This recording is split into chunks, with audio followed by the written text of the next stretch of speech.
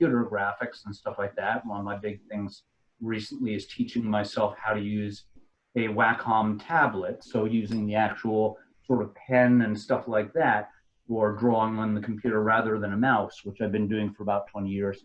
But the other thing is obviously working on my sculpture. And in a space like this, being able to work to a smaller scale is definitely something in my interest there, because I can't necessarily, I have some somewhat larger projects at work there, but also with everything sort of disrupted, I find that it can be a bit more challenging to focus on big, long-term things, where sometimes what you need is something a bit more smaller, a bit more manageable to focus on. So something maybe less ambitious. And I found that during the winter coming into this thing, I spent a lot more time sort of working on converting a lot of these characters into the computer. And in fact, let's see if I can do this properly. I'm going to try and share a screen here. Let's see, yes. Can you guys see this? Yes. There.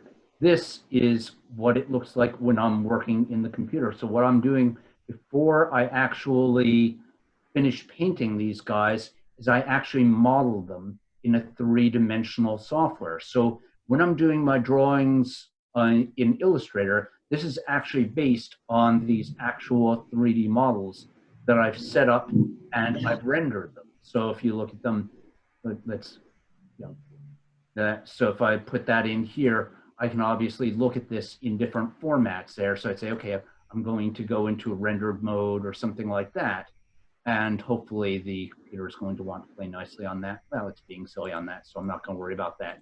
If I go into shaded mode, or I can go into a wireframe mode, something like that, be able to look at that and see all the different facets of that, be able to compose it, arrange all the elements. So that's just some of how I work with in terms of these guys, bringing them to life. So during this whole time of disruption, I've been working back and forth between the computer with modeling these characters as actual 3D models and actually physically building them from bits and pieces. So I don't know what how much more I can close up there. There we go. Now we're back to normal on that. So again, with this right now, that's where my headspace has been in terms of thinking things. I found that really I've been working on smaller, more intimate projects on that, just because there are days where I say I can't really focus on a huge, complex illustration, but I can take a couple days just to focus on taking one of these characters, building them, painting them, bringing them to life, and then drawing them in the computer using more the sort of tablet and Photoshop technique on that. So yeah, I'd say that certainly the situation has definitely changed something in terms of my process. It's definitely been harder to think long-term in terms of the sort of more complex or more involved scenes I usually do. That usually takes several months to work on one of my full-size prints. Krzysztof, do you build, I know you build your three-dimensional real-life models, but do you photograph all around it and then import those layers, or do you like construct it like from the layers in Illustrator and that program, like you're drawing in that program, or are you pulling from photographs that kind of scan it somehow?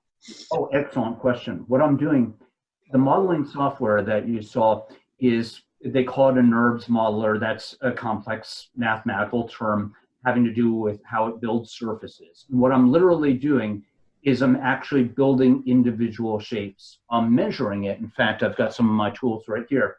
You can see, for instance, I've got a digital caliper right here that I'm working with.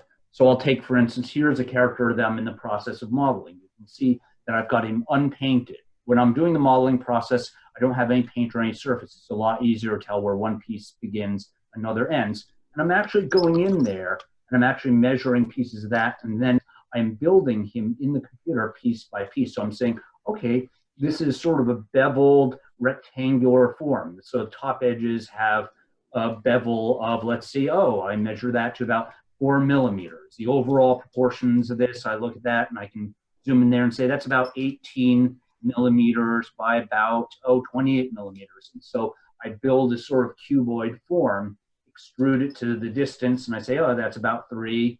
And then I say, oh, I want to bevel those edges over. And then I start putting in all the other details there, all the slats and things like that.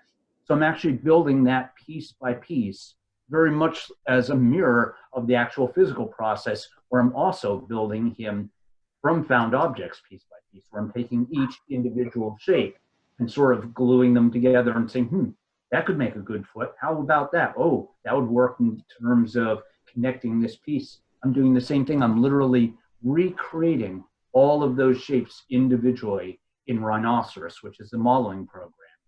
And then when I render it, I'm basically taking a virtual snapshot.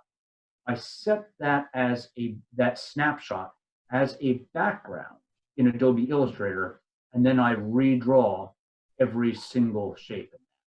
So every transition, every change of color, all of those things. So yeah, excellent question on that. Oh, thank you. And what do you paint them with? In the real world, I'm painting these guys with a combination of enamels and acrylics. Oftentimes, I will use a base coat of something like Rust-Oleum as a primer, or Krylon. For instance, Krylon makes a spray paint called Fusion.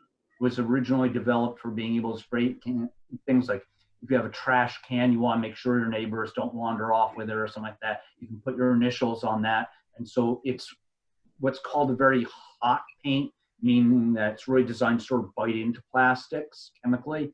And so what's nice about that is that, given that my work is about maybe 30% light metal and about 70% hard plastic, that works to give an overall surface on that I can then paint in with a combination maybe of other spray paints and then hand painting with either enamel or acrylic paint.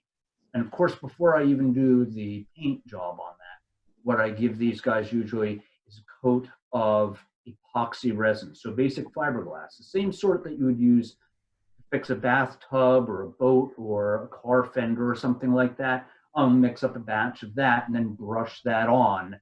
And then that gives that nice solidity. It makes it nice and strong, so I'm not worried that if it takes a tumble off a table that's going to shatter. It also means that fills in a lot of gaps, so I'll sand that down. Then I give that the primer and then give it the final paint coat. In terms of the acrylics, one of the things I use are a lot of model paints. I find that those tend to be a lot thinner in consistency. So things made by Tamiya, which is one of the major model companies, those paints work really nicely for that. Those brush on just very smoothly, very agreeably. And in the past couple of years, I've been playing with a number of acrylic inks, which create marvelous washes. So for anybody looking to do things where you say, I'd like to give this sort of a worn and weathered look, bringing in all sorts of burnt umbers, sepia, red iron oxide, all those things, you can bring that in and really create some marvelous weathering and depth